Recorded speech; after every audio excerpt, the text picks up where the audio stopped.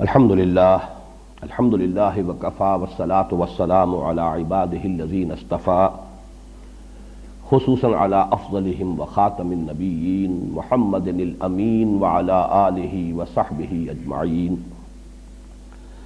اما بعد فقد قال اللہ تبارک وتعالی کما ورد فی سورۃ الحدید اعوذ باللہ من الشیطان الرجیم بسم اللہ الرحمن الرحیم اعلموا انما الحیاۃ الدنیا لعب ولہو وزینۃ وتفاخر بینکم وتکاثر فی الاموال والاولاد کمثل غیث اعجب الکفار نباتہ ثم یہیج فتراہ مصفرا ثم یکون حطاما وفی الآخرۃ عذاب شدید ومغفرۃ من اللہ ورضوان وما الحیاۃ الدنیا الا متاع الغرور سابقوا الی مغفرۃ من ربکم وجنۃ عرضها كعرض السماء والارض اعدت للذین آمنوا باللہ ورسلہ ذلک فضل اللہ یؤتیہ من یشاء واللہ ذو الفضل العظیم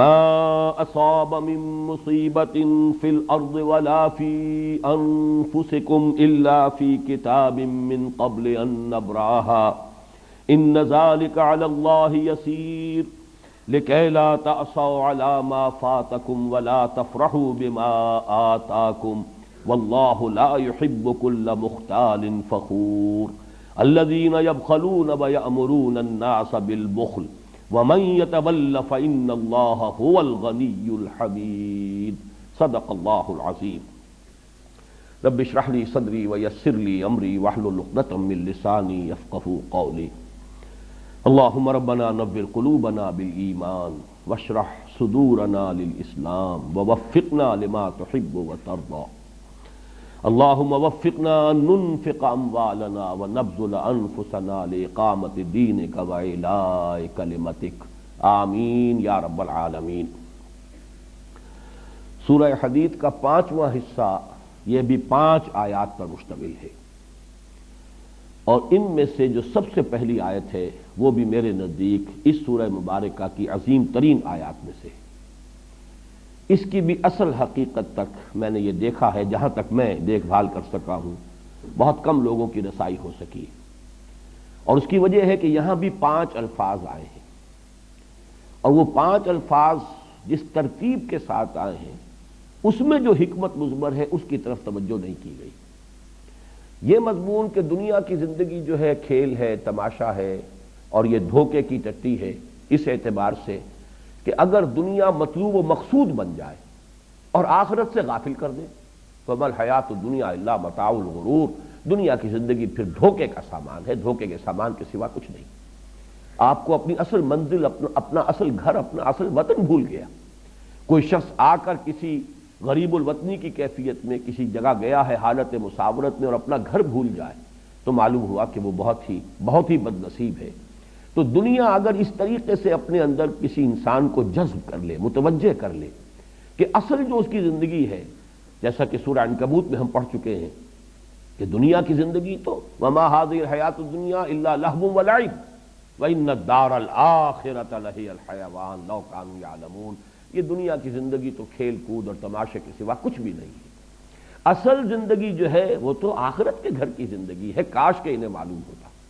تو اگر تو حیات دنیاوی اس معنی میں انسان کو آخرت سے غافل کر دے تو اس سے بڑا دھوکے کا سامان کوئی نہیں۔ اس معنی میں بہت سی جگہوں پر قرآن مجید میں یہ مضمون آیا ہے، بلکہ لہو و لعب یا لعب اور لہو دونوں ترکیبوں کے ساتھ، پہلے لہو اور پھر لعب، یا پہلے لعب اور پھر لہو، دونوں ترتیبوں کے ساتھ یہ کئی مرتبہ قرآن مجید میں یہ مضمون آیا ہے۔ لیکن جس شان سے یہاں آیا ہے اور پھر اس پر جو اضافہ ہے، اس پر میں پھر عرض کر رہا ہوں کہ میں سمجھتا ہوں کہ یہ قلت تدبری ہے کہ لوگوں نے غور نہیں کیا کہ یہ الفاظ آ رہے ہیں کس ربط کے ساتھ آ رہے ہیں۔ جان لو اعلموا، یہ دوسری آیت ہے سورہ مبارکہ کی جو اس فعل امر سے شروع ہو رہی ہے۔ اعلموا ان اللہ یحیی الارض بعد موتها، وہ آیت ہم پڑھ چکے ہیں، آیت نمبر 16، اور ہم نے جو حصے کیے ہیں، جو تجزیہ کیا ہے، اس میں جو چوتھا حصہ تھا وہ جو اسی آیت سے پہلی آیت سے شروع ہو رہا ہے۔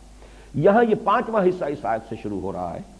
اعلموا انما الحیات الدنیا لعب و لہو و زینت و تفاخر بینکم و تکاثر فی الاموال والاولاد، جان لو کہ یہ دنیا کی زندگی تو بس یہی کچھ ہے کہ کھیل ہے، کچھ لذت حاصل کرنا ہے، کچھ زینت اور بناؤ سنگھار ہے، کچھ آپس میں ایک دوسرے پر فخر کرنا ہے، اور کچھ مال اور اولاد کو زیادہ سے زیادہ حاصل کرنے کی کوشش ہے۔ یہ گویا کہ 5 جو ہے الفاظ آئے ہیں، ان 5 کو ایک طرح سے رکھ کر بھی مضمون جو ہے بیان کیا جا سکتا ہے، لیکن اس کی جو اصل عظمت ہے وہ اس میں سمجھیے کہ یہ اصل میں حیات انسانی کے 5 ادوار ہیں جو اسی ترتیب کے ساتھ آتے ہیں، ورنہ محاورے میں عام طور پر لہو و لعب کا لفظ آتا ہے، پہلے لہو اور پھر لعب، اگرچہ دوسری ترتیب بھی قرآن میں ہے، لیکن ہم جب عام اردو زبان میں بھی گفتگو کرتے ہیں یا عربی میں بھی اگر محاورے کے طور پر آئے گا تو لہو و لعب، لیکن یہاں پر ترتیب آپ دیکھیے لعب و لہو و زینت و تفاخر بینکم و تکاثر فی الاموال والاولاد۔ انسانی زندگی کے یہ 5 ادوار ہیں۔ پہلا دور وہ ہے جب کہ زندگی صرف کھیل سے عبارت ہے، کوئی فکر نہیں، کوئی تشویش نہیں، کوئی اندیشہ نہیں، اپنے کھانے پینے کی فکر نہیں، وہ والدین کے ذمے ہے، بھوک لگے گی ماں کھلائے گی پلائے گی۔ بچے کے لیے زندگی صرف کھیل ہے، الا یہ کہ تکلیف ہو تو رو لے گا، کوئی احتیاج ہے تو بھی منہ بسورے گا اور وہ والدین جو ہے ان کو اپنی طرف متوجہ کرے گا، باقی اسے کسی اور شے سے کوئی فکر نہیں۔ اور یہ کھیل ابھی خالص معصومانہ کھیل ہوتا ہے، اس میں کوئی وہ جس کو سینشول گریٹیفیکیشن کہا جاتا ہے، کوئی تلذذ نہیں ہوتا، وہ کھیل ہے، معصومانہ کھیل۔ زندگی جو ہے اس وقت عمر کے اس دور میں سوائے اس سے کوئی اور شے جو ہے ان کے ذہن میں نہیں، ان کی سوچ کا، ان کے سارے فکر کا جو مرکز ہے وہ کھیل ہے۔ اعلموا انما الحیات الدنیا لعب۔ اس کے بعد ایک سٹیج آتی ہے جسے آج کل آپ کہتے ہیں ٹین ایجر سٹیج، یہ نہایت خطرناک دور ہوتا ہے انسانی زندگی۔ اب یہاں کھیل صرف کھیل نہیں رہ جاتا، اس میں کچھ نہ کچھ تلذذ شامل ہوتا ہے، کوئی سینشول گریٹیفیکیشن آتی ہے۔ اسی عمر میں پھر جو ہے آدمی بہت سی غلط قسم کی آوارگیوں کے اندر بھی مبتلا ہو جاتا ہے۔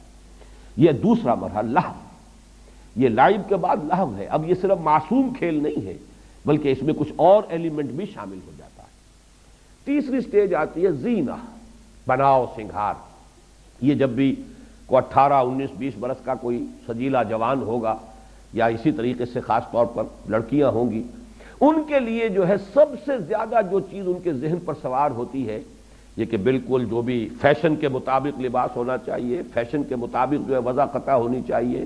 اب اگر تنگ جو ہے موری کی پینٹس کا رواج ہو گیا ہے تو وہ جو ہے کسی طریقے سے بھی وہ چوڑے موری والا جو ہے وہ پینٹ پہننے کو تیار نہیں ہوگا، اور اگر کوئی رواج ہو گیا ہے چوڑے قسم کے پائچوں والی پتلون کا تو وہ دوسری نہیں پہنے گا۔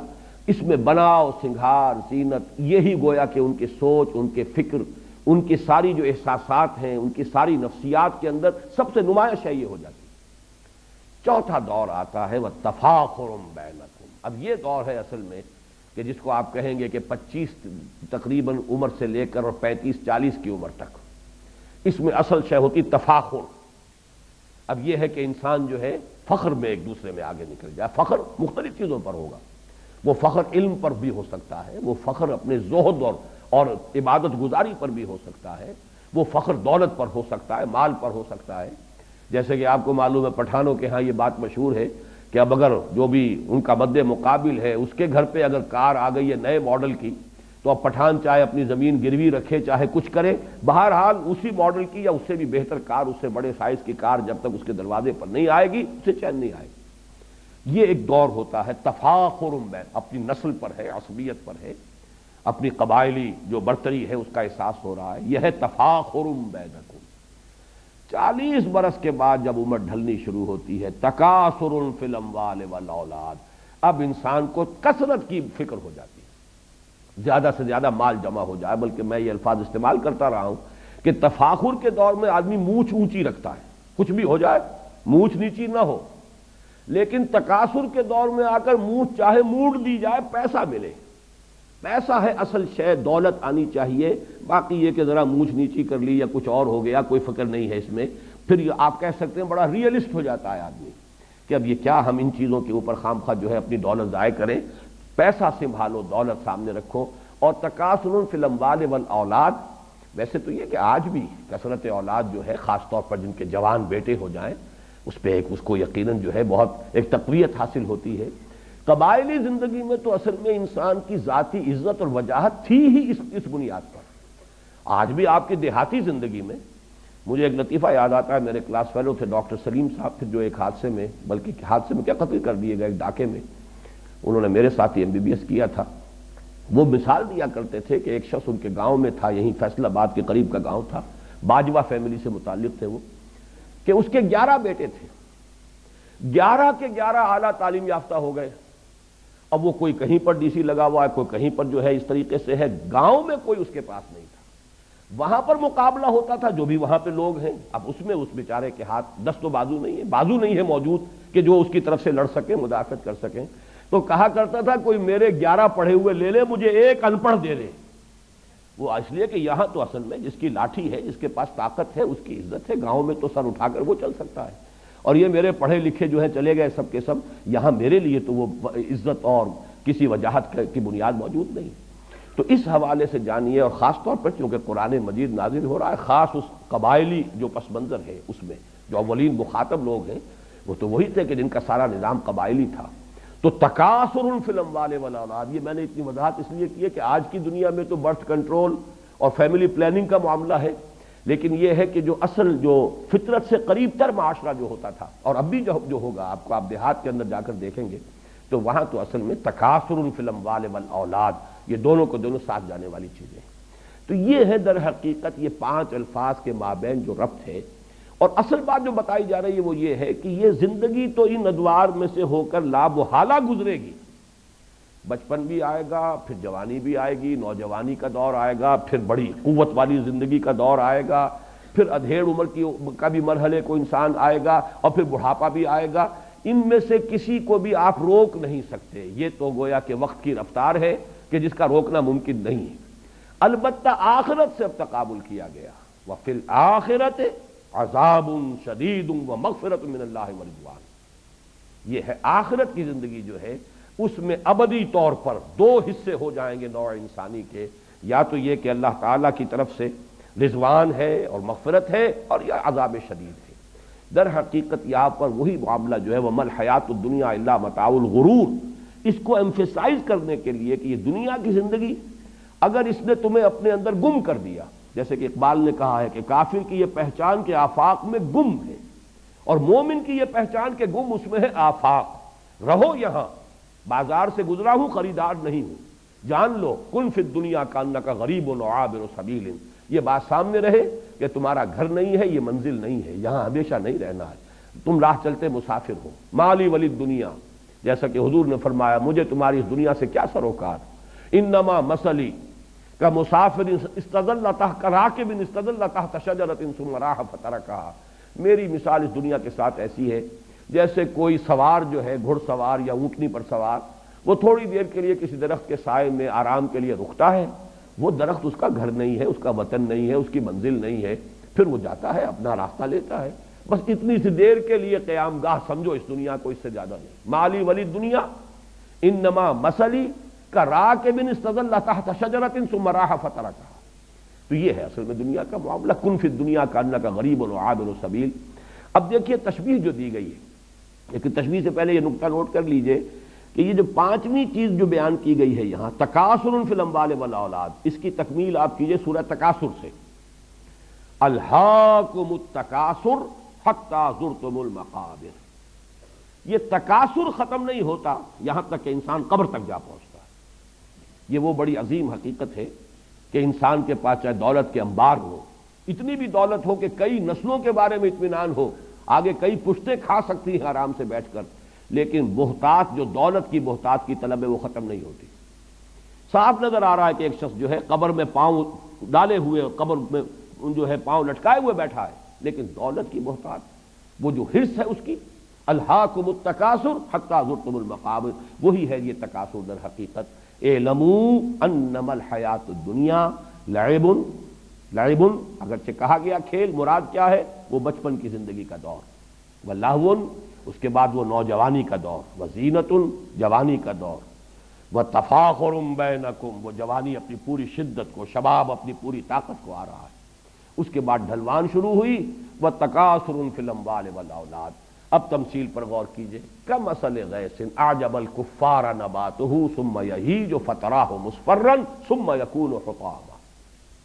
یہ وہی سائیکل، انسانی زندگی کا یہ سائیکل ہے۔ بچپن ہے، پھر اس کے بعد نوجوانی ہے، جوانی ہے، پوری طاقت کو پہنچنا ہے، شدت کو پہنچنا ہے، حتی اذا بلغ اشدہ، اور پھر اس کے بعد بڑھاپا ہے، ادھیڑ عمر ہے، بڑھاپا ہے۔ اسی طریقے سے یہ ایک نباتاتی سائیکل چل رہا ہے۔ کمثل غیث، جیسے مثال ہے بارش کی۔ اعجب الکفار نباتہ، یہاں پہ کفار کے لفظ کو اس کفر کے ساتھ اب سمجھ لیجئے۔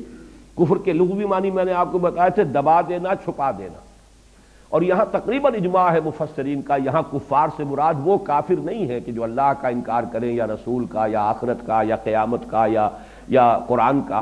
کفار سے مراد یہاں ہے جو کاشتکار ہے، اس لیے کہ کاشتکار بھی زمین میں بیج ڈالتا ہے، بیج کو دباتا ہے، پھر وہاں سے کھیتی جو ہے لہلہائے گی اور ابھرے گی۔ تو کمثل غیث، جیسے زراع کا لفظ آیا ہے سورہ فتح کے آخر میں، زراع اعجب یعجب الزراع، جس کو کہ جب بارش ہوتی ہے اور کھیتی جو ہے اپنی سوئی نکالتی ہے اور وہ چھوٹی چھوٹی سی پتیاں سامنے نمودار ہوتی ہیں، تو کاشتکار کا دل باغ باغ ہو جاتا ہے۔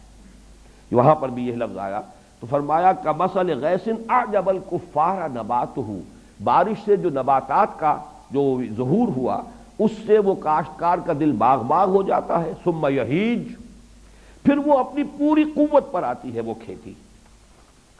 حاجہ یہیجو جو ہے یہ آتا ہے کسی چیز کے جوش مارنے کے لیے، چنانچہ کہا جاتا ہے حاجت دم، خون نے جوش مارا۔ حاج الفحل، نر اونٹ جو تھا وہ جوش میں آیا، بفر گیا۔ حیجت یا حیجت الشر والحرب والبعیر، کسی شے کو جوش دلانا، یہ حیج یحیج تحییجن آتا ہے۔ اسی کو نوٹ کیجئے کہ ایک لفظ اردو میں مستعمل ہے، اس کا مادہ ہیجان، ہیجان کی کیفیت، ہیجانی کیفیت۔ یہ حاجہ یہیجو سے لفظ ہیجان ہے کہ جو ہماری ادبی جو لٹریری اردو ہے بہرحال اس کے اندر بہت معروف ہے۔ تو یہاں فرمایا کہ کھیتی ظاہر ہوئی، بارش ہوئی تھی، اب آپ نے دیکھا کہ اس کے بعد ہریاول جو ہے، سبزہ جو ہے معلوم ہوتا ہے کہ اس جو بالکل بے آب و گیاہ ریت پڑا ہوا تھا، بے آب و گیاہ مٹی تھی، اس کے اندر اب سبزہ نمودار ہو گیا۔ پھر اس کے بعد ثم یہیج، پھر وہ فصل جو ہے لہلہاتی ہے، اپنی پوری قوت کو آتی ہے، جوش مارتی ہے۔ فتراہ مصفرا، پھر تم دیکھتے ہو زرد پڑ گئی۔ کچھ دیر کے بعد اب وہ چاہے گھاس بھی تھی، وہ کچھ عرصے کے بعد وہ گھاس جو ہے وہ زرد پڑ جائے گی۔ کھیتی بھی جب پختگی کو آتی ہے، اب جیسے کہ گیہوں کی فصل ہے، شروع میں تو وہ بڑا ہریالی کا منظر نظر آئے گا، لیکن جب فصل پکنے پہ آئے گی ثم تراہ فتراہ مصفرا، تو تم اس کو دیکھتے ہو کہ اب وہ زرد پڑ گئی ہے۔ ثم یکون حطاما، پھر وہ فصل کٹ گئی تب بھی، اور اگر صرف چراگاہ تھی دنیا میں، آپ کو معلوم ہے کہ بہت بڑے بڑے رقبے ہیں چراگاہوں پر مشتمل ہے، کوئی فصل نہیں ہوتی وہاں۔ یہ سارا سینٹرل ایشیا کے جو پلینز ہیں ایشیا کے، میں بہت بڑے رقبے جو ہیں اس طرح کے ہیں، جو سٹیپس کہلاتی ہیں، کہ جو یہ سطح مرتفع کے جو ڈھلوانے ہوتی ہیں جن پر سب سے زیادہ قوی لوگ پیدا ہوتے ہیں، یہ تمام لوگ جو پہاڑی سطح مرتفع کے علاقوں کے رہنے والے، یہ منگولز بھی وہیں کے تھے۔ پھر اسی طریقے سے یہ مرہٹا جو ہے ہندوستان کے اندر، یہ بھی وہ سطح مرتفع دکن کی جو ہے اس کے لوگ ہیں، کہ ان کے ہاں بس کام یہی ہے کہ وہ ان کے جو بھی جانور ہیں، وہ بارش ہوئی اور وہ سبزہ ہوا اور اس کے اوپر وہ چرتے پھر رہے ہیں، اور باقی یہ کہ اس گھوڑے کے اوپر سوار ہو کر یہی قبائل تھے کہ جو پھر نکلتے تھے تو دنیا میں کوئی ان کا مقابلہ نہیں کر سکتا تھا۔ وہ اٹیلا ہو، وہ چنگیز ہو، کہاں سے چل کر کہاں پہنچا ہے، یہ تمام کے تمام یہ حقائق جو ہیں ہسٹوریکل ایچ جی ویلز نے بڑی خوبصورتی سے بیان کی ہے۔ بہرحال یہاں پر یہ دیکھیے کہ اس کے بعد کیا ہوتا ہے، وہ سبزہ بھی ہے تو پھر کچھ عرصے کے بعد وہ دھوپ کی وجہ سے وہ جل جائے گا، زرد ہو جائے گا، اور وہ بھربھرا سا ہو کر پھر وہ پاؤں تلے رونا جائے گا، اور کچھ عرصے کے بعد مٹی ہو کر مٹی میں مل جائے گا، پھر اس کا کوئی وجود ہی نہیں ہوگا۔ وہ سبزہ، وہ ہریالی، وہ تر و تازگی وہ ختم ہوئی، پھر معلوم ہوا کہ پھر وہی خاک اڑ رہی ہے، پھر وہی ویرانی ہے، پھر وہی ریگزار کا ایک منظر ہے۔ اور چونکہ عرب کا پس منظر ہے خاص، جس میں کہ یہ قرآن مجید نازل ہو رہا ہے، تو یہ پورا کا پورا اس کا پس منظر واضح ہو گیا۔ تو جیسے یہ سائیکل ہے، اب ہمارے ہاں فصلوں کا معاملہ ہوتا ہے، بیج ڈالا ہے، باقاعدہ فصل ہوئی ہے، لیکن وہاں بھی تو یہ ہوگا، فصل جب کٹ جاتی ہے تو کیا ہوتا ہے، اس کے بعد تو وہاں پر یہی ہے کہ کچھ تھوڑا بہت جو ہے وہ اڑتے پھر رہے ہیں، وہ تنکے ہیں کہ جو توڑی کے تنکے ہیں، توڑی بھی اگر فرض کی جمع کر لی گئی ہے تو کہیں کہیں جو اس کے باقیات الصالحات ہیں وہ ہیں، ہوا انہیں لیے پھر رہی ہے۔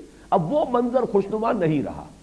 یہ سائیکل ہے نباتاتی جو اس دنیا میں چند مہینوں کی سائیکل ہوتی ہے، لیکن یہ کہ انسان کی زندگی کا یہی سائیکل ہے، جس گھر میں بھی نئی ولادت ہوئی ہے، بچہ پیدا ہوا ہے، خوشی کے شادیانے بجائے جا رہے ہیں، خوشیاں منائی جا رہی ہیں، پھر وہ بچہ بڑھا ہوتا ہے، پھر اس میں طاقت آتی ہے، وہ جوانی کو پہنچتا ہے، اس کی امنگیں ہیں، اس کے ولولے ہیں، اس میں تفاخر پیدا ہوتا ہے، زینت و تفاخر، پھر یہ کہ اس کی جو ہے ایک ڈھلوان آتی ہے۔ اب چہرے پر بھی زردی آتی ہے، فتراہ مصفرن، چہرے پر جھریاں پڑ رہی ہیں، بال جو ہے سیاہ نہیں رہے، سفید ہو گئے ہیں، ہو کہ آخر کار بڑھاپا آئے گا، موت آئے گی اور وہ قبر میں اتار دیے جائیں گے اور کچھ عرصے کے بعد مٹی ہو کر مٹی میں مل جائیں گے۔ تو یہ ہے وہ سائیکل، ہیومن لائف سائیکل، اور یہ ہے وہ نباتاتی سائیکل جو ہے بوٹینیکل سائیکل۔ ان دونوں میں بڑی گہری مناسبت ہے، اور اس آیت کریمہ کا جو اصل حسن ہے معنوی وہ اسی میں مضمر ہے کہ یہ سٹیجز ہیں۔ اعلموا انما الحیات الدنیا لعب ولہو وزینۃ وتفاخر بینکم وتکاثر فی الاموال والاولاد کمثل غیث اعجب الکفار نباتہ ثم یہیج فتراہ مصفرا ثم یکون حطاما۔ یہ ہونا ہے ہر ایک کے ساتھ، بادشاہ کے ساتھ بھی ہونا ہے، فقیر کے ساتھ بھی ہونا ہے، گدا کے ساتھ بھی ہونا ہے، محلوں میں رہنے والوں کے ساتھ بھی ہونا ہے، جھونپڑیوں والوں کے ساتھ بھی ہونا ہے۔ ان کی بھی زندگی بالآخر ختم ہوگی، وہ بھی مٹی ہو کر مٹی میں ملیں گے، ان کی بھی زندگی ختم ہوگی اور یہ بھی مٹی میں ہو کر مٹی مل جائیں گے۔ لیکن وفی الآخرۃ عذاب شدید ومغفرۃ من اللہ ورضوان، وہاں ہے دوام مستقل۔ وہ جو انجام آئے گا آخرت میں یا تو پھر عذاب ہے بہت سخت، وفی الآخرۃ عذاب شدید ومغفرۃ من اللہ ورضوان، اور پھر دوسری شکل ہے اور مغفرت اللہ کی طرف سے اور اللہ کی رضا۔ وَمَا الْحَيَاةُ الدُّنْيَا إِلَّا مَتَاعُ الْغُرُورِ، اور دنیا کی زندگی سوائے دھوکے کے سامان کے کچھ نہیں۔ یہاں البتہ میں یہ چاہتا ہوں کہ یہ حقیقت آپ کے سامنے رہے۔ حدیث نبوی جو ہے حضور نے فرمایا الدنیا مزرعۃ الآخرہ، دنیا اس اعتبار سے تو دھوکے کا سامان ہے اگر یہ آپ کو غافل کر دے آخرت سے۔ اگر آخرت آپ کی منزل مقصود کے طور پر مستحضر رہے تو دنیا کا ایک ایک لمحہ بہت قیمتی ہے، اس لیے کہ اسی سے آخرت بنانی ہے۔ الدنیا مزرعۃ الآخرہ، دنیا آخرت کی کھیتی ہے، یہاں بوؤ گے تو وہاں کاٹو گے، یہاں اگر بویا ہی کچھ نہیں تو کاٹو گے کیا، فصل کہاں سے ملے گی؟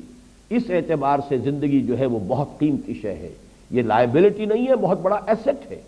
اس حوالے سے اگر آخرت سامنے رہے اور مقصود و مطلوب وہ ہو، لیکن اگر اس دنیا نے اس طرح آپ کو غافل کر دیا، اپنے اندر گم کر دیا، پھر وہ اقبال کا شعر سنا رہا ہوں، کافر کی یہ پہچان کہ آفاق میں گم ہے، مومن کی یہ پہچان کہ گم اس میں ہے آفاق، رہتا ہے دنیا میں لیکن دنیا کا باسی ہے نہیں، دنیا کا طالب ہے نہیں، دنیا اس کی جس کو کہا مبلغ علمہم، ان کے علم کا مبلغ جو ہے وہ یہ دنیا نہیں ہے۔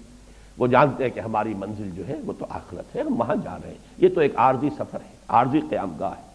اگر یہ کیفیت ہے تو پھر ایک ایک لمحہ بہت قیمتی ہے، اسے امر بنایا جا سکتا ہے، اس سے اگر صحیح استفادہ کیا جائے تو وہ حدیث ذہن میں رکھیں الدنیا مزرعۃ الآخرہ۔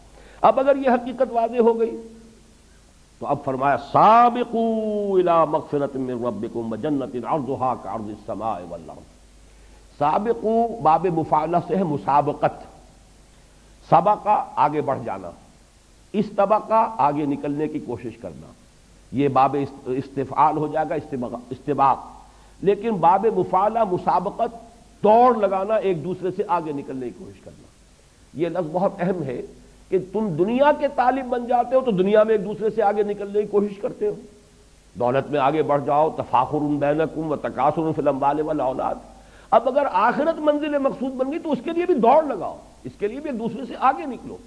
یہ نہ ہو کہ دنیا کے لیے تو تمہاری جو ہے تمہارا جوش بھی ہے اور تمہارا خروش بھی ہے اور تمہارے اندر جو ہے حرکت بھی ہے، لیکن آخرت کہنے کو تو مطلوب و مقصود ہے، لیکن اس کے لیے بڑی قناعت ہے آخرت کی طرف سے، اس کے لیے کوئی بھاگ دوڑ اور کوئی ایک دوسرے سے آگے نکلنے کی کوشش نہیں۔ تو مسابقت جو ہے یہ فطرت انسانی کے اندر موجود ہے، جس کو آپ کہتے ہیں، ایڈلر نے کہا ہے دی ارج ٹو ڈومینیٹ، ایک دوسرے کے اوپر غالب آنے کی کوشش، ارج ٹو ڈومینیٹ یہ انسان کے اندر ہے، مسابقت کا جذبہ ہے۔ اب صرف یہ کہ آپ اس کے فیلڈ کو بدل دیجئے، مسابقت مال میں نہ کیجئے، مسابقت خیرات میں کیجئے، یہ سورہ بقرہ میں بھی آیا ہے وَلِكُلٍّ وِجْهَةٌ هُوَ مُوَلِّيهَا فَاسْتَبِقُوا الْخَيْرَاتِ۔ دیکھو ہر ایک نے کوئی نہ کوئی اپنا ہدف مقرر کیا ہوا ہے جس کی طرف وہ پیش قدمی کر رہا ہے، محنت کر رہا ہے۔ تو اے مسلمانوں، تمہارا مسابقت کا معاملہ اور استباق جو ہے تمہارا وہ ہونا چاہیے خیرات، حسنات، نیکیوں کے لیے، بھلائیوں کے لیے، انفاق میں، جہاد فی سبیل اللہ میں آگے سے آگے بڑھ کر سرفروشی کرو، آگے سے آگے بڑھ کر انفاق کرو، ایک دوسرے سے نکلنے کی کوشش کرو۔ تو دین کے معاملے میں یہ مسابقت محمود ہے، یہ ناپسندیدہ شے نہیں ہے، جس کی کہ مثالیں ہمیں صحابہ کرام میں ملتی ہیں کہ حضرت عمر فرماتے ہیں کہ غزوہ تبوک کے موقع پر جب حضور نے کہا ہے کہ بڑا کڑا وقت آ گیا ہے دین کے لیے، اب جو بھی کوئی لا سکتا ہو لے کر آئے، اور ضرورت ہے پیسے کی، مال کی، اس لیے کہ بہرحال اسلحہ فراہم کرنا ہے، سواریوں کا بندوبست کرنا ہے، رسد کا بندوبست کرنا ہے۔ تو حضرت عمر فرماتے ہیں کہ اتفاقاً اس وقت میرے پاس دولت بہت تھی۔ یہ اتفاقاً کا لفظ سمجھ لیجئے کیوں تھی؟ اس لیے کہ کاروباری آدمی جو ہوتے یہ سب تاجر تھے، عرب کے سب لوگ مہاجرین سب کے سب تاجر تھے۔ تاجر کو ہاں یہ ہوتا ہے کہ کبھی تو جس کو آپ کہتے ہیں لیکویڈیٹی، کبھی تو وہ اتنی ہوتی ہے، کوئی اتنی رقم موجود ہے، اویلیبل ہے، ورنہ یہ کہ آپ کی رقم انویسٹڈ ہے، آپ چاہتے بھی نکالنا نہیں نکال سکتے، لیکن کسی وقت یہ کہ آپ کے پاس دولت جو ہے کیش کی شکل میں یا اویلیبل مال کی شکل میں موجود ہے۔ تو حضرت عمر فرماتے ہیں کہ اس وقت میرے پاس اتفاق سے دولت بہت تھی، پیسہ بہت تھا، میں نے سوچا اس موقع پر تو میں ابو بکر سے بازی لے ہی جاؤں گا۔ تو دیکھیے یہاں وہ مسابقت کا جذبہ ہے، لیکن مسابقت فی الخیرات فاستبقوا الخیرات۔ تو میں نے یہ کیا کہ اپنی ساری جو بھی تھی میرے ایسٹس تھے، 2 حصے کیے، ایک حصہ لا کے حضور کے قدموں میں ڈال دیا۔ اب منتظریں دیکھیں آج کیا ہوتا ہے، استباق تو ہو رہا ہے، مسابقت تو ہو رہی ہے۔ حضرت ابو بکر جو لائے ہیں تو پوچھا حضور نے کہ کیا چھوڑا گھر والوں کے لیے؟ عرض کیا کچھ نہیں چھوڑا، جو کچھ تھا لے آیا۔ تو حضرت عمر فرماتے، اب دیکھیے یہاں پر کوانٹٹی کا ایلیمنٹ نہیں آئے گا، جو کچھ تھا لے آئے، چاہے وہ کم ہو، اس کی کوئی ہمیں اس کی تفصیل نہیں معلوم کہ کتنا کچھ لائے تھے اور حضرت عمر کتنا لائے تھے، لیکن وہ جتنا بھی لائے تھے وہ کل کا کل تھا، اور حضرت عمر جتنا بھی لائے تھے وہ نصف تھا۔ نصف تو نصف رہے گا، کل کے برابر نہیں ہو سکتا۔ تو حضرت عمر فرماتے اس روز میں نے جان لیا کہ ابو بکر سے آگے بڑھنا ممکن نہیں ہے، رضی اللہ تعالی عنہما۔ تو یہ ہے اصل میں فاستبقوا الخیرات، سابقوا، دوڑو، آگے نکلو۔ اور اس کی بڑی پیاری حدیث بھی موجود ہے، حضور نے فرمایا دیکھو دنیا میں اس کو دیکھا کرو جو تم سے پیچھے ہو، اور دین میں اس پر نگاہ رکھو جو تم سے آگے ہو۔ اس لیے کہ جو آگے ہے دین میں اس کو دیکھو گے تمہارے اندر بھی جذبہ ابھرے گا، یہ اگر اتنی کچھ کر رہا ہے میں بھی کر سکتا ہوں، میری ہی طرح کا انسان ہے۔ اور اگر جو پیچھے ہے دین میں اس کو دیکھو گے تو سمجھو گے میں جو کر رہا ہوں بہت کر رہا ہوں، اس لیے کہ اس نے تو یہ بھی نہیں کیا، میں نے تو یہ کچھ تو کر لیا، تو اس سے آپ کی ترقی رک جائے گی۔ دنیا میں اگر آگے والے کو دیکھیں گے تو آپ میں جذبہ ابھرے گا کہ آپ دنیا کمانے کے لیے اور مزید محنت کریں، پیچھے والے کو دیکھیں گے تو قناعت پیدا ہوگی۔ تو دنیا کے لیے قناعت چاہیے، اب اس کا بھی تو گزارا ہو رہا ہے، اس کے بغیر بھی تو کام چل رہا ہے، آخر وہ بھی اسی دنیا میں رہ رہا ہے، تو کیا ضروری ہے؟ جیسے کہ مرزا عبد القادر بے دل کا شعر ہے، بڑا پیارا شعر ہے کہ ہرس قانے نیست بے دل ورنہ درکار حیات آنچے ماں درکار داریم اکثرس درکار نیست۔ یہ تو ہماری ہرس ہے کہ یہ بھی ہو وہ بھی ہو، یہ بھی ضرورت ہے اس کی بھی ضرورت ہے، ورنہ واقعہ یہ ہے کہ ہم جن چیزوں کو سمجھتے ہیں کہ یہ لازمی ہے زندگی گزارنے کے لیے، ان کی اکثریت ایسی چیزیں ہیں کہ جو اکثرش درکار نیست، وہ حقیقت میں درکار نہیں ہوتی۔ تو دنیا میں اس کو دیکھو جو تم سے پیچھے ہے، تاکہ جو بھی تمہیں حاصل ہے اس پہ قناعت پیدا ہو، شکر ادا کرو اللہ کا، اور دین میں اس کو دیکھو جو تم سے آگے ہے، تاکہ تمہارے اندر بھی آگے بڑھنے کا جذبہ پیدا ہو۔ سابقوا الى مغفرۃ من ربکم وجنۃ عرضها كعرض السماء والارض، اس جنت کے حصول کے لیے دوڑ لگاؤ جس کا پھیلاؤ، جس کی پہنائی آسمان اور زمین جتنی ہے۔ چنانچہ ایک دوسرے مقام پر یہ بھی آیا ہے وسارعوا، لفظ سارعوا وہاں آیا، مسارعت، یہ سورہ آل عمران کی آیت نمبر 133 ہے۔ سارعوا الى مغفرۃ من ربکم وجنۃ عرضها السماوات والارض، یہاں جو لفظ عرض آیا ہے ان دونوں آیات میں، وہ ایک تو ہم لفظ عرض استعمال کرتے ہیں طول کے مقابلے میں، طول اور ہے، عرض کم ہوتا ہے، طول زیادہ ہوتا ہے، لیکن عربی زبان میں جو عرض کا لفظ آتا ہے وہ کسی شے کی وسعت کے لیے، مجرد وسعت کو ظاہر کرنے کے لیے۔ قرآن مجید میں کس مقام پر ہے یہ تو میرے ذہن میں نہیں ہے، ذو دعائن عریض، یعنی جب انسان کو کوئی تکلیف آتی ہے تو بڑی لمبی چوڑی دعائیں مانگنی شروع کر دیتا ہے، وہاں پہ کوئی طول کا لفظ علیحدہ نہیں آیا ہے، لمبی چوڑی دعائیں، ذو دعائن عریض، بڑی لمبی لمبی چوڑی چوڑی دعائیں مانگتا ہے انسان، اور جب ہماری طرف سے نعمت مل جاتی ہے تو ہمیں بھول جاتا ہے۔ یہ یاد ہی نہیں رہتا کہ کبھی وہ ہمیں پکارتا بھی تھا، کبھی ہم سے دعائیں بھی کرتا تھا۔ تو احتیاج میں آدمی ہوتا ہے، اللہ کو پکارتا ہے۔ تو یہاں عرض سے مراد ہے کہ جنت کا تم تصور کر ہی نہیں سکتے۔ اور میں نے بالکل شروع میں اس سورہ مبارکہ کے درس کے دن میں عرض کیا تھا کہ چونکہ قرآن مجید سائنس کی اصطلاحات، فلسفے کی اصطلاحات استعمال نہیں کرتا، بس کسی شے کو کل جو ہمارا تصور ہے کائنات کا، آسمان اور زمین، بس یہ الفاظ ہیں۔ عام انسان جو ہے اس کے حوالے سے، تو اسی لیے جنت کتنی بڑی ہوگی تم کیا تصور کر سکتے ہو؟ تمہارا تو اپنا ذہن بہت ہی مختصر ہے۔ آج کا انسان بھی ابھی کچھ اسے پتہ نہیں دنیا کتنی لمبی چوڑی ہے، یہ کائنات کہیں کہاں سے شروع ہوتی ہے کہاں ختم ہو رہی ہے، کچھ پتہ نہیں۔ جتنی ٹیلیسکوپ بڑی ہوتی چلی جا رہی ہے اتنی کائنات بھی پھیلتی چلی جا رہی ہے۔ بہرحال کہیں کسی ٹیلیسکوپ نے آج تک یہ نہیں بتایا کہ اس جگہ پر کائنات ختم ہوتی ہے، وہاں تک ہماری جو ہے رسائی ہو گئی ہے نگاہ کی۔ تو اس اعتبار سے قرآن مجید وہ الفاظ استعمال کرتا ہے جسے عام دیہاتی، جسے عام بدو جو تھا عرب کا وہ بھی سمجھ لے۔ ارضھا کارض السماء والارض، اس جنت کی وسعت اور اس کی پہنائی تم کیا سمجھو گے؟ بس یوں سمجھو آسمانوں اور زمین جتنی، یا آسمان اور زمین جتنی۔ لیکن فرمایا اعدت للذین آمنوا باللہ ورسلہ۔ اعداد کہتے ہیں کسی چیز کو اہتمام کے ساتھ تیار کرنا۔ یہ جنت فراہم کی گئی ہے، تیار کی گئی ہے، سنواری گئی ہے پوری طریقے سے، اس کو بنایا گیا ہے کس کے لیے؟ للذین آمنوا باللہ ورسلہ، جو ایمان لائے اللہ پر اور اس کے رسولوں پر۔ اب یہ نوٹ کر لیجئے کہ اس آیت میں بھی اور 19ویں آیت میں بھی آگے کسی شے کا اضافہ نہیں کیا۔ جیسے کہ وہاں ہم نے دیکھا تھا 19ویں آیت میں کہ جس میں کہ وہ سلوک قرآنی جو ہے وہ اپنے آخری کلائمیکس کو پہنچا ہے، والذین آمنوا باللہ ورسلہ اولئک ھم الصدیقون۔ اب نہ وہاں انفاق کا تذکرہ ہے، نہ وہاں پر قتال کا تذکرہ ہے، نہ اعمال صالحہ کا تذکرہ ہے، لیکن مراد کیا ہے؟ جب ایمان حقیقی معنی میں ہوگا، واقعتاً ایمان ہوگا، حقیقی ایمان ہوگا، تو یہ گویا کہ از خود مندرج ہیں وہاں پر، یہ انڈرسٹوڈ ہے۔ اس ایمان کے ساتھ انفاق بھی ہوگا، اس ایمان کے ساتھ قتال بھی ہوگا، اس ایمان کے ساتھ جہاد بھی ہوگا، اس ایمان کے ساتھ اعمال صالحہ بھی ہوں گے، اس ایمان کے ساتھ نماز، روزہ، حج اور زکوٰۃ بھی ہوں گے، یہ سب کچھ ہوں گے۔ لہذا جہاں پر بھی ایمان اب آ رہا ہے یہ نہ سمجھیے کہ مجرد ایمان کی بات ہو رہی ہے۔ اعدت للذین آمنوا باللہ ورسلہ، یہ تیار کی گئی ہے جنت، اس کو آراستہ پیراستہ کیا گیا ہے ان لوگوں کے لیے جو اللہ پر اور اس کے رسولوں پر حقیقتاً ایمان رکھنے والے ہیں۔ ذالک فضل اللہ یؤتیہ من یشاء، اور یہ اللہ تعالیٰ کا فضل ہے، جس کو چاہے گا دے گا۔ یہاں بھی میں چاہتا ہوں نوٹ کر لیں، فضل کہتے ہیں اللہ کی طرف سے بغیر استحقاق کی دی جانے والی شے۔ اجرت اور اجر یہ ایک ہی لفظ ہے، اجر بدلہ، ثواب، اجرت جو کسی محنت اور مزدوری کا نتیجہ ہے۔ قرآن مجید میں اس کے برعکس لفظ آتا ہے فضل۔ فضل وہ ہے جو بغیر استحقاق دی جا رہی ہے۔ تو یہ جان لیجئے کہ قرآن کا بھی تصور یہ ہے کہ جہاں بھی جنت کا تذکرہ آتا ہے فضل ہے اللہ کا، یعنی یہ کہ کوئی انسان مجرد اپنے عمل کے ذریعے سے جنت کا مستحق نہیں بن سکتا جب تک کہ فضل خداوندی اس کی دستگیری نہ کرے۔ چنانچہ یہ حدیث بھی ہے اور متفق علیہ حدیث ہے، صحیح بخاری صحیح مسلم دونوں میں حضرت ابو ہریرہ رضی اللہ تعالی عنہ سے یہ روایت ہے، ان ابی ہریرہ رضی اللہ عنہ قال قال رسول اللہ صلی اللہ علیہ وسلم لن يدخل احدا منکم عمله الجنہ، اور یہ حضور فرما رہے ہیں صحابہ سے، تم میں سے کسی کا عمل اسے جنت میں داخل نہیں کر سکے گا۔ لن يدخل احدا منکم عمله الجنہ، تم میں سے کسی کا بھی عمل اسے جنت میں داخل نہیں کر سکے گا۔ قالوا ولا انت، کہ میں بارہا کہا کرتا ہوں کہ جس کو بھی اللہ نے اس وقت کی توفیق دی، بڑی جرت سے کا مظاہرہ کرتے ہوئے حضور سے پوچھ لیا، حضور کیا آپ کا بھی معاملہ یہی ہے؟ کیا آپ بھی جنت میں محض اپنے عمل سے کی بنا پر داخل نہیں ہوں گے؟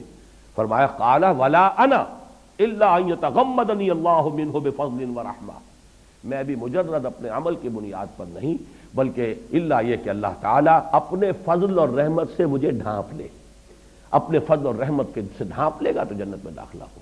اب یہ ایک انتہائی بات ہے جو حضور نے اپنے بارے میں فرما دی، لیکن بات سمجھانی یہ ہے کہ کبھی بھی اپنا استحقاق نہ سمجھیے جنت، اپنی امکانی حد تک کام کر کے پھر بھی فضل خداوندی کا ہی یہ معاملہ جو ہوگا، جیسے کہ اہل جنت کا ترانہ نقل ہوا، جب جنت میں داخل ہوں گے تو کہیں گے الحمدللہ الذی ہدانا لہذا، اس اللہ کا شکر ہے جس نے اسے ہمیں یہاں تک پہنچا دیا، اس نے پہنچایا۔ وما كنا لنهتدي لولا ان هدانا اللہ، اور ہرگز یہاں نہ پہنچ پاتے اگر اللہ ہی ہمیں نہ پہنچاتا۔ تو یہ لفظ فضل کے حوالے سے اس بات کو نوٹ کر لیجئے، ذالک فضل اللہ یؤتیہ من یشاء واللہ ذو الفضل العظیم، اللہ بہت بڑے فضل کا مالک ہے۔ اب اس کے بعد جو آیات ہیں اگرچہ تعداد میں کئی ہیں لیکن مجھے ابھی اس کو بیان کرنا ہے، یہ ایک مضمون ہے جو اس سے پہلے سورہ تغابن میں بڑی وضاحت سے آ چکا ہے۔ یہاں اگرچہ لفظاً زیادہ تفصیل ہے، وہاں معنن کم الفاظ میں یہ بات آ چکی ہے، تفصیل میں وہاں بیان کر چکا ہوں۔ اس دنیا کی زندگی میں انسان بہت متاثر ہوتا ہے حوادث، آفات جو ہے سماوی بھی ہوتے ہیں، بڑے پیمانے پر آ جاتے ہیں، بڑا زلزلہ آ گیا، ہزاروں انسان جو ہے اس میں ختم ہو گئے، مکان دھس گئے، یا سیلاب آ گیا جو ہمارے ہاں پچھلے دنوں بھی آیا تھا، کتنے لوگ ہیں اس سیلاب کے اندر گھر گھروندے بہہ گئے، گھر ختم ہو گئے، لوگ ڈوب گئے، فصلیں کتنی بڑے بڑے رقبے کے اوپر کھڑی ہوئی تباہ و برباد ہو گئی، یا کسی انسان کے اپنے اندر کوئی بیماری آ گئی اچانک بیٹھے بٹھائے، کوئی خیال ہی نہیں تھا، معلوم ہوا کینسر ہے، معلوم ہوا کہ یہ تو فلاں چیز ہے، ہارٹ جو ہے اتنے پرسنٹ بلاکڈ ہے۔ تو یہ ساری چیزیں اچانک آتی ہیں انسان پر۔ تو حوادث چاہے وہ ذاتی طور پر آ رہے ہوں، بیٹھے بٹھائے کوئی انسان کسی مقدمے میں پھنس گیا ہے، خواہ بخواہ ایسے ہی لوگ لپٹ جاتے ہیں بغیر کسی اس کے کہ کوئی ان کا اپنا ارادہ ہو، اور یہ کہ اس کی وجہ سے پریشانی ہو رہی ہے۔ تو ما اصاب من مصیبت فی الارض ولا فی انفسکم، نہیں نازل ہوتی کوئی نازل ہونے والی، لفظ مصیبہ جو ہے یہ تو نازل ہونے والی شے، پڑھنے والی شے، اصابہ یصیبو، اصابہ یصیبو سے مصیبن، یہ گویا کہ اس میں فاعل ہے، مصیبت مؤنث ہو گیا، پڑھنے والی شے، جو بھی کیفیت مجھ پر یا آپ پر وارد ہوتی ہے، چاہے وہ اچھی ہو، چاہے بری ہو، چاہے تکلیف دہ ہو، چاہے مسرت بخش ہو، جہاں تک لغوی تعلق ہے اس لفظ کا وہ ساری چیزیں اس میں شامل ہو جائیں گی۔ تمام حوادث، تمام واقعات جو بھی ہم پر کیفیات وارد ہوتی ہیں وہ سب کی سب اس میں آ جائیں گی۔ لیکن عام طور پر یہ لفظ جو ہے استعمال ہوتا ہے تکلیف دہ چیزوں کے لیے، ناگوار چیزوں کے لیے، ناپسندیدہ چیزوں کے لیے۔ ما اصاب من مصیبت فی الارض ولا فی انفسکم، یہاں تفصیل کر دی گئی۔ مصیبتیں دو قسم کی ہیں، یا تو زمین میں نازل ہوئی، بڑے پیمانے پر ہوئی، سماوی یا آفاقی کوئی مصیبت آئی ہے، ولا فی انفسکم، نہ تمہاری اپنی جانوں میں کوئی تکلیف ہے، بیماری ہے، کوئی اور عارضہ ہے، کوئی حادثہ ہو گیا ہے، اس میں آدمی کا کوئی عضو جو ہے وہ کٹ گیا ہے، کوئی اور مسئلہ ہوا ہے، الا فی کتاب من قبل ان نبرأھا، مگر یہ کہ وہ ایک کتاب میں موجود ہے اس سے پہلے کہ ہم اسے ظاہر کریں، ہم اس کو وجود میں لائیں، ہم اس کو خلعت وجود سے سرفراز کریں۔ اب چونکہ فلسفہ وجود سے متعلق بحث ہم کر چکے ہیں پہلے حصے میں بہت زیادہ، تو یہاں میں چاہتا ہوں کہ ذرا یہ نبرا کے حوالے سے بھی بات سمجھ لیں۔ اللہ تعالیٰ کا ایک اسم گرامی ہے الباری، الخالق الباری المصور، وہ جو گلدستہ قرآن مجید میں 16-17 اسماء جو ایک جگہ آئے ہیں 3 آیات میں، اسی میں یہ الباری بھی آیا ہے۔ تیسری آیت کے اندر پھر یہ هو اللہ الخالق الباری المصور له الاسماء الحسنى، تو اللہ تعالیٰ کی یہ شان ہے کہ وہ باری ہے۔ باری کے معنی کیا ہے؟ عام طور پر جب خالق کے ساتھ لفظ باری آتا ہے تو اکثر لوگوں نے اس کا یہ نقشہ پیش کیا ہے کہ خلق کہتے ہیں ذہنی طور پر کسی شے کی منصوبہ بندی، نقشہ بنا دینا، اور پھر یہ کہ باری ہے پھر اس کو پوری طریقے سے ظاہر ایک شکل جو ہے اس کو عطا کر دینا، اور یہ ہوتا ہے ہر ہماری انسانی تخلیق میں بھی یہ ہوگا۔ کوئی مصور ہے اس کے ذہن میں پہلے خاکہ بن جاتا ہے، پھر وہ اسے صفحہ کرتاس پر لاتا ہے یا جو بھی اس کا کینوس ہے اس کے اوپر اس کو اتارتا ہے۔ کوئی موجد ہے اس کے ذہن میں پہلے ایجاد کا نقشہ وجود میں آ جاتا ہے، پھر وہ عملاً جو ہے اس کا خروج جو ہے باہر ہوتا ہے۔ اور باری کے لفظ میں یہ اصولی طور پر یہ بات موجود ہے، برا یبرؤ، کسی شے سے علیحدہ ہو جانا، میں تم سے بری ہوں، برات، تبرع، یہ سب کی سب چیزیں کیا ہیں؟ علیحدہ ہو جانا۔ تو در حقیقت اللہ تعالیٰ کی تخلیق کے بارے میں بھی فلاسفہ نے اس کے یہ 2 مراحل بیان کیے ہیں کہ ایک ہے کسی شے کا وجود علمی جو اللہ کے اپنے علم میں تھا، شے ہمیشہ سے تھی، وہ اللہ کے علم میں تھی، اس کا خارجی وجود نہیں تھا، اب وہ وجود میں آئی ہے خارجی طور پر، تو یہ ہے برا یبرؤ، اور اس کے حوالے سے اللہ تعالیٰ باری ہے۔ جو بھی حوادث اس کائنات میں آنے والے ہیں علم خداوندی میں تو پہلے سے موجود ہیں، وہ عالم ما کان وما یکون ہے، جو ہونے والا ہے جو ہوا ہے سب اس کے علم میں ہے۔ تو اس کا گویا کہ جہاں تک وجود علمی کا تعلق ہے وہ تو ہر شے ہمیشہ سے ہے، اللہ کی ذات کے ساتھ اس کا علم، جیسے اللہ کی ذات قدیم ہے ایسے ہی اس کی صفات قدیم ہے، تو اس کا علم بھی قدیم ہے۔ ہر شے کا ایک وجود علمی جو ہے وہ اللہ کی ذات کے ساتھ پہلے سے قائم تھا، اس کو کہا گیا الا فی کتاب، کتاب سے مراد ہے اللہ تعالیٰ کا علم۔ تو اللہ کے علم میں وہ شے پہلے سے موجود تھی. پھر من قبل ان نبرآہا، اب گویا کہ یہ وہاں سے ظاہر ہو رہی ہے. اس کو اگر ذرا اس پر بہت زیادہ قیاس تو نہ کیجیے گا. علامہ اقبال کا ایک بہت اونچا شعر ہے، وہ میں آپ کو سنا رہا ہوں. بضمیرت آرمیدم تو بجوش خود نمائی، بکنارہ برفگندی در آبدار خود را.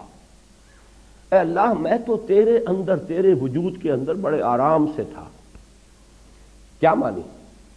میں علامہ اقبال جو 1877 میں پیدا ہوئے، یا اس سے 9 مہینے پہلے وہ والدہ محترمہ کے رحم کے اندر ان کا جو بھی استقرار حمل ہوا، اس سے لاکھوں کروڑوں برس پہلے بھی تو ان کا وجود اللہ کے علم میں تو تھا نا. کیا اللہ کو معلوم نہیں تھا؟ تو وجود جو ہے اس اعتبار سے وجود علمی جو ہے میرا، بضمیرت آرمیدم، میں تیرے وجود کے اندر، تیرے علم میں بڑے آرام میں تھا. مجھے تو کوئی چنتا نہیں، کوئی تشویش نہیں، کوئی فکر نہیں. بضمیرت آرمیدم تو بجوش خود نمائی، بکنارہ برفگندی در آبدار خدرا. یہ جو تمثیل لائے ہیں کہ جیسے سیپی ہوتی ہے، سیپ، اس کے اندر موتی پروان چڑھ رہا ہے. جب موتی بن جاتا ہے تو سیپ خود کھلتی ہے اور موتی کو باہر پھینک دیتی ہے.